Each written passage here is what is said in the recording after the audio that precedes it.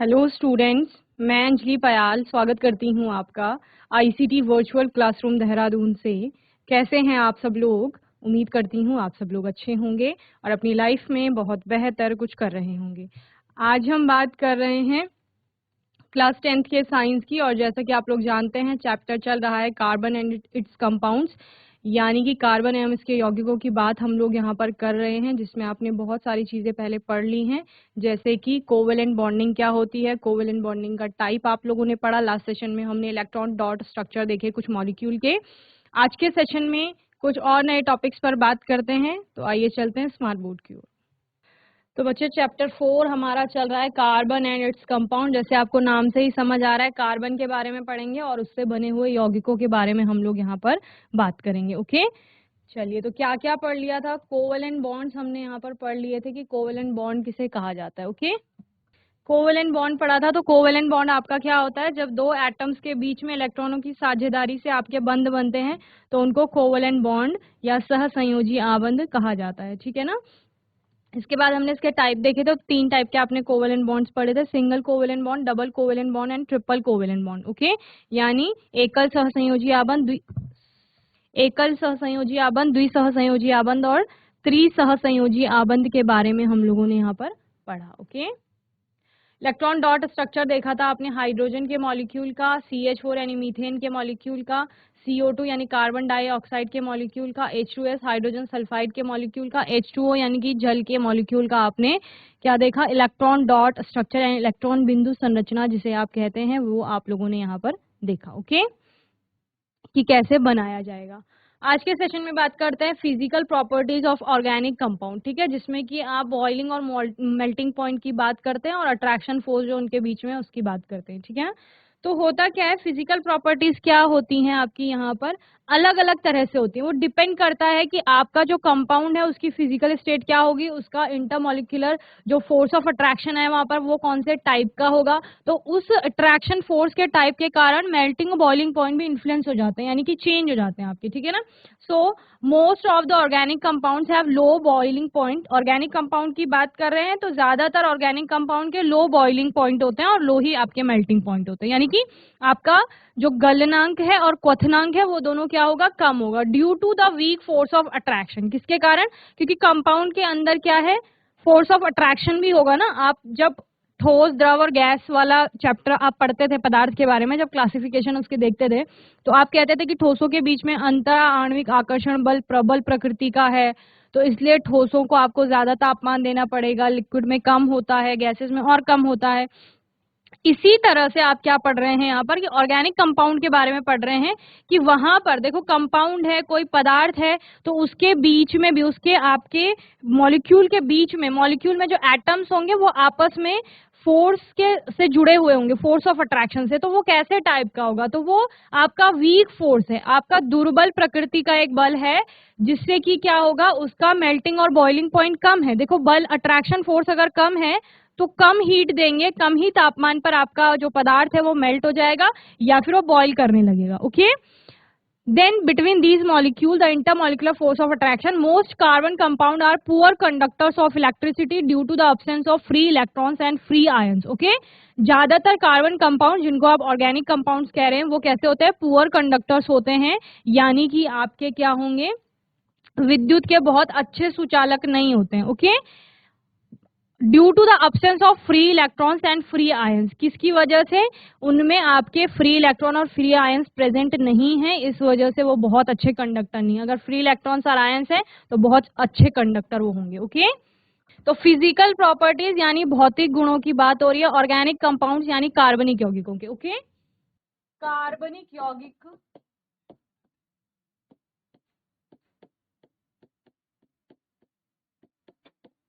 यौगिकों के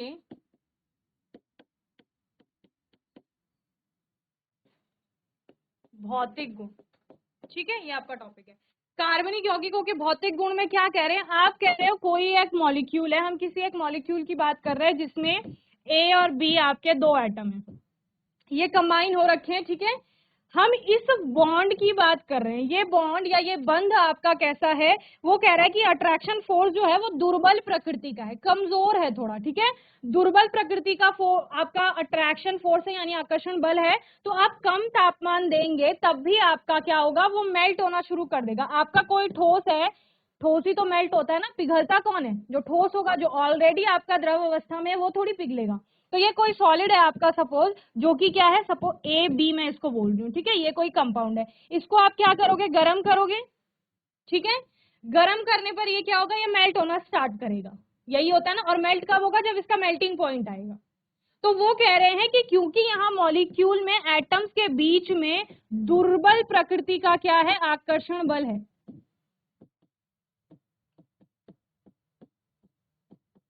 तो इस दुर्बल आकर्षण बल के कारण अगर आप थोड़ा सा भी तापमान दे रहे हो, थोड़ी देर भी गर्म कर रहे हो, तो ये आपका मेल्ट होना स्टार्ट कर रहा है, यानी मेल्टिंग पॉइंट कम है। अब मेल्ट हो गया जल्दी, इसके बाद इसको आप और गर्म करेंगे तो ये बॉइल भी होना स्टार्ट कर देगा, बॉइलिंग पॉइंट पर आ जाएगा। तो यानी बॉइलिंग पॉइंट भी क्या होगा, कम होगा। तो ये किसके कारण हो रहा है, ये इस दुर्बल आकर्षण बल के कारण हो रहा है। ओके, चलिए, तो आप नोट करेंगे इसमें अधिकतर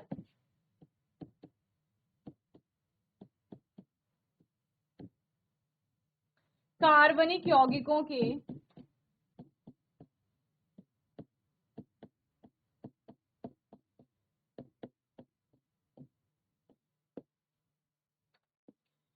क्वथनांक और बॉइलिंग पॉइंट यानी क्वथनांक, ठीक है, और मेल्टिंग पॉइंट यानी गलनांक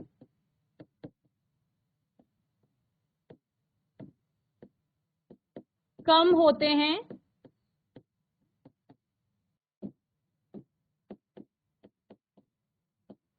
क्योंकि इनमें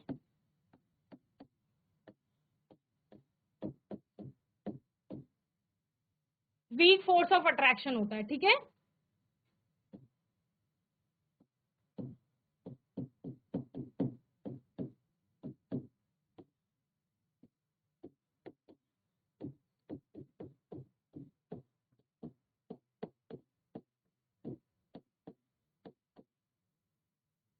इसके अलावा most carbon compound are poor conductors of electricity.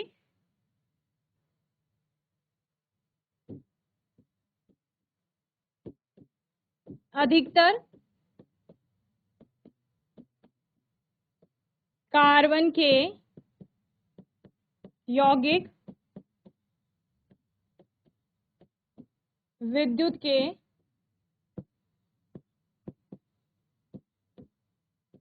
अच्छे चालक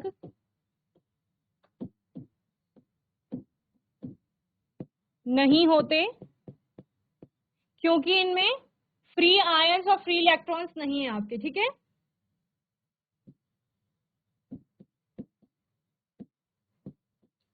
क्योंकि इनमें मुक्त इलेक्ट्रॉन, इलेक्ट्रॉन को ई नेगेटिव लिख रही हूं, और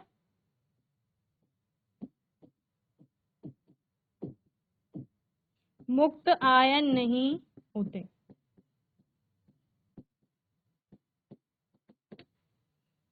डन। यहां पर कुछ कंपाउंड्स हैं यौगिक जिनका मेल्टिंग पॉइंट यानी कि गलनांक और बॉइलिंग पॉइंट यानी कि क्वथनांक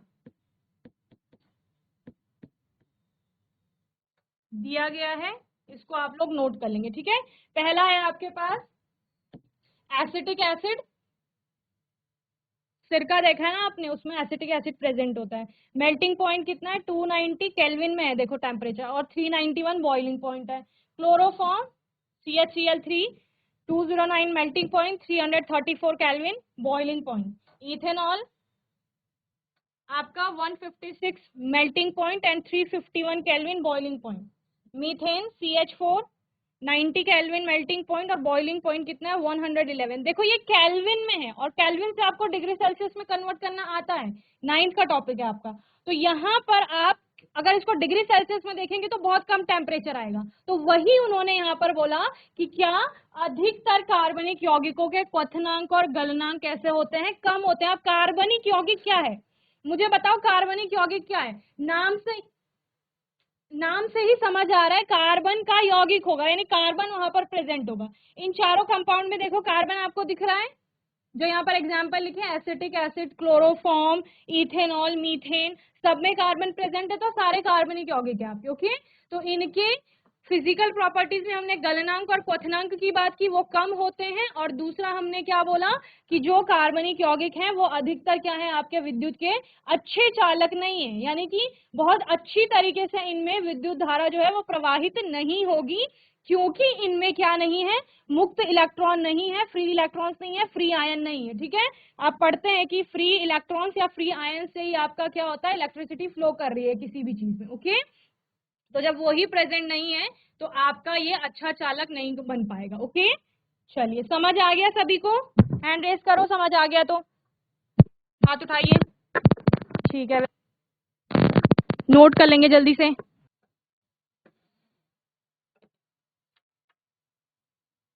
एलोट्रॉप्स ऑफ कार्बन। अब कार्बन के अपर रूप की बात हो रही है। ठीक है, अपर रूपता क्या होती है यहाँ पर? The phenomena in which the element exist in 2 or more different physical state with similar chemical properties are called allotrope.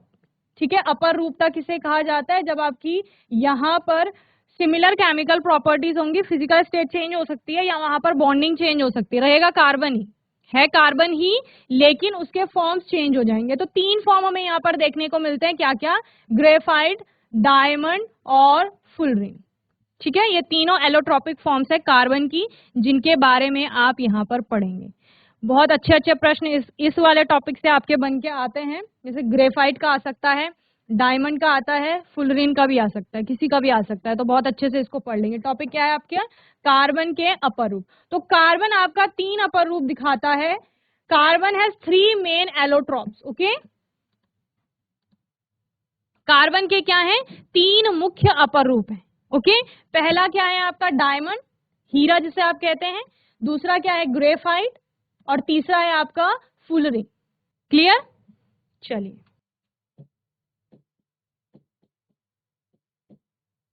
Carbon के 3 मुख्य अपर रूप। ओके, पहला क्या है आपका? हीरा।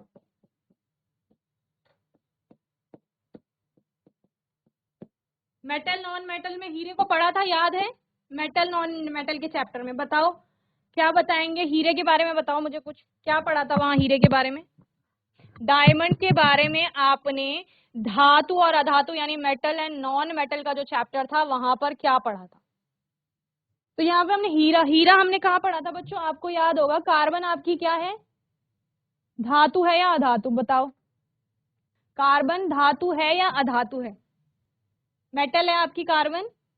हैंड रेस करो अगर कार्बन धातु है तो हाथ उठाइए। चलिए ध्यान दीजिए इधर, सूखी डांग बातें नहीं। मैंने क्या पूछा आपसे? कार्बन धातु है या अधातु है, मुझे बताओ। धातु है तो हाथ उठाएंगे। ठीक है, कार्बन अधातु है तो हाथ उठाएंगे अगर आप। ठीक है, वेरी गुड। तो कार्बन हमारी अधातु है। आपने बोला था मैम अधातुएं हमारी ज्यादातर कोमल होती हैं, लेकिन कार्बन का एक अपर रूप जो हीरा है वो कठोर होता है, और सबसे कठोर पदार्थ होता है। इतना कठोर होता है कि उसका उपयोग जो है वो चट्टानों पत्थरों को काटने के लिए किया जाता है। तो कितना कठोर है हीरा। ठीक है, उसी की बात कर रहे हैं। और वो एक्चुअली है क्या? अगर कार्बन डायमंड की बात कर रहे हैं, ग्रेफाइट की बात कर रहे हैं, फुलरिन की बात कर रहे हैं, जब तत्व की बात होगी तो होगा क्या? कार्बन ही होगा। ठीक है ना, सिर्फ उसकी अलग अलग फॉर्म्स यहाँ पर आपको देखने को मिल रही हैं। In this carbon an atom is bonded to 4 other atoms of carbon forming 3 dimensional structure. Okay, क्या कहा जा रहा है यहाँ पर? हो क्या रहा है देखो, ध्यान से देखिए। एक कार्बन का एटम, ये कार्बन एटम है, अपने से 4 अन्य कार्बन के एटम से जुड़ रहा है। ये देखो, ये एक इधर जुड़ा है, इधर, इधर, इधर। तो ये 4 अन्य एटम से जुड़ रहा है, 4 अन्य परमाणुओं से जुड़ रहा है। फिर अगर हम इसकी बात करेंगे, ये भी इसी तरह 4, 2 इधर है, 2 इधर, 4 अन्य परमाणुओं से जुड़ा होगा। तो यही कहा जा रहा है कि कार्बन का एक परमाणु जो होता है हीरे में, वो अपने से 4 अन्य परमाणुओं से कार्बन के ही जुड़ता है और एक 3 डायमेंशनल स्ट्रक्चर यानी कि अपना त्रिविम संरचना एक बनाता है। ठीक है, इसके अलावा it is the hardest substance, यही मैंने आपको बताया, ये क्या होता है, कठोरतम पदार्थ है। It is the hardest substance and an insulator, और ये क्या है, एक कुचालक है। It is use for drilling rocks, यही बताया कि पत्थरों को या चट्टानों को काटने के लिए, ड्रिल करने के लिए, जो ड्रिलिंग होती है, और कटिंग के लिए, काटने के लिए इसका उपयोग किया जाता है। It is also use for making jewellery, और इसका उपयोग डायमंड ज्वेलरी आप लोगों ने देखी होगी, ज्वेलरी मेकिंग में किया जाता है। ऑर्नामेंट्स के अलग अलग बनते हैं, तो इस तरह से आप डायमंड के बारे में पढ़ लेंगे। ठीक है, अब प्रश्न क्या आएगा, प्रश्न आएगा कि ऐसी अधातु जिसका अपर रूप आपका कठोरतम पदार्थ है, तो कौन सा है। तो अधातु कार्बन हो गई और कठोरतम पदार्थ क्या है, हीरा है। क्लियर, जिसका उपयोग चट्टानों को काटने के लिए किया जाता है, हीरे का किया जाता है, जिसका उपयोग ज्वेलरी मेकिंग में भी किया जाता है। क्लियर, तो ये सारा आप हीरे के बारे में लिख लेंगे। ओके, क्या क्या लिखेंगे हम लोग इसमें, कार्बन का एक परमाणु, 4 अन्य परमाणुओं से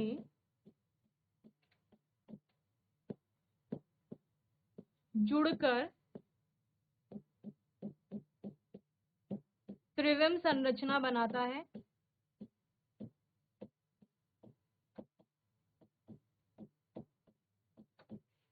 ठीक है, और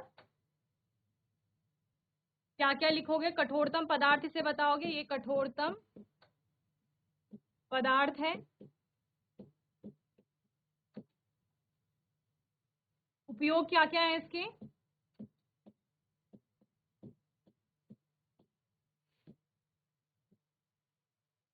चट्टानों को काटने और ज्वेलरी बनाने में।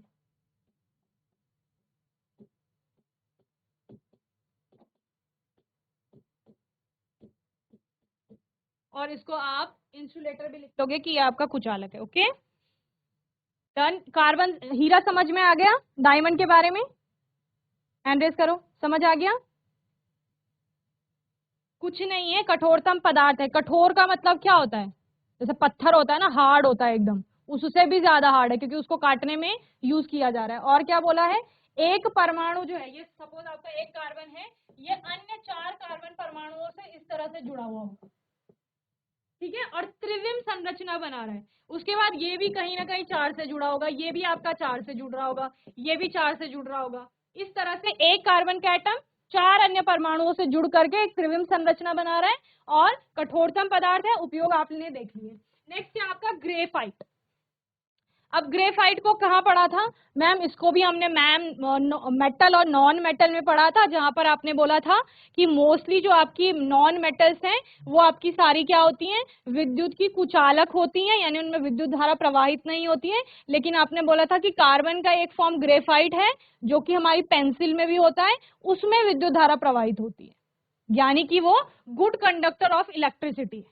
क्लियर, तो वही हमको यहाँ पे बताना है, बस एक बॉन्डिंग के बारे में बताना है कि किस प्रकार की, जब आपने कहा कि अपर रूप है, तीनों फॉर्म्स अलग अलग हैं, तो उनमें भिन्नता किसके कारण आ रही है, तो इस कार्बन की बॉन्डिंग के कारण ही भिन्नता आ रही है। यहाँ पर हीरे में आपने बोला कार्बन 4 अन्य परमाणुओं से जुड़ेगा, और यहाँ पर ग्रेफाइट में आप बोलेंगे carbon atom is bonded to 3 other carbon atoms. अब एक कार्बन आपका 3 अन्य कार्बन के परमाणुओं से जुड़ रहा है। देखिए किस प्रकार से, यहाँ पर आपका ये ग्रेफाइट है, तो इसका एक एटम, ये कार्बन का, ये यहाँ और इधर एक कार्बन एटम से जुड़ रहा होगा। इस कार्बन एटम को देखिए, एक बॉन्डिंग ये है, दूसरी ये, तीसरी, तो एक कार्बन एटम 3 बॉन्ड बना रहा है अन्य कार्बन के एटम से, यानी कि परमाणुओं से।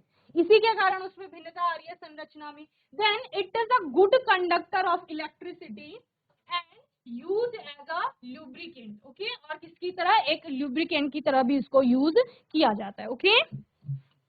और नेक्स्ट आपका है फुलरिन, ठीक है। तो इतना आप लोग पढ़ लेंगे, आने वाले सेशन में फिर हम इसको कंटिन्यू करेंगे, ओके। तो बच्चों मैं उम्मीद करती हूँ आज का सेशन आपको अच्छे से समझ में आया होगा। आज के सेशन में हमने क्या क्या पढ़ा, एक तो फिजिकल प्रॉपर्टीज पढ़ी हमने ऑर्गेनिक कंपाउंड्स की, यानी कार्बनिक यौगिकों के भौतिक गुण। दूसरा हमने क्या पढ़ा, यहाँ पर कार्बन के अपर रूप हमने देखे कि 3 अपर रूप होते हैं, जिसमें हमने हीरे को अच्छे से समझा। ग्रेफाइट के बारे में हम लोगों ने बात की। आने वाले सेशन में इसी को आगे कंटिन्यू करेंगे। तब तक आपको चैप्टर को यहाँ तक अच्छे से रिवाइज करना है। कोई भी आपका डाउट होगा, कोई भी क्वेश्चन होगा तो आने वाले सेशन में आप लोग पूछ लेंगे। आज के सेशन में जीआईसी सूखी डांग के बच्चों ने बहुत अच्छे से रिस्पॉन्स किया। सभी बच्चों को ऐसे ही पढ़ाई करनी है और जब भी प्रश्न पूछे जाएंगे आंसर करना है। और तब तक के लिए आईसीटी वर्चुअल क्लासरूम से जुड़ने के लिए धन्यवाद।